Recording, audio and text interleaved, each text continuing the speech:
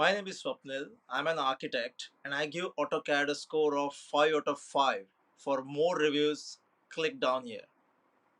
We use AutoCAD in our company, me personally, for working on architectural projects, mainly creating drawings on large scale projects as well as small scale projects.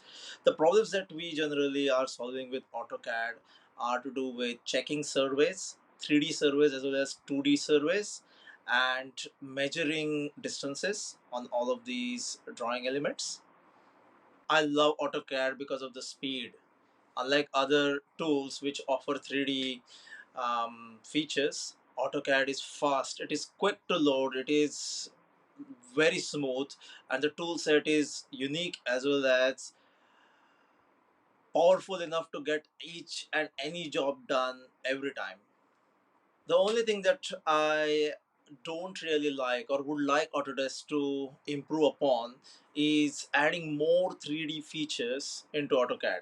There's already a tool set called AutoCAD Architecture, but I feel it needs to be a little bit more evolved to show a little bit more realistic elements because all the other softwares are moving to that stage.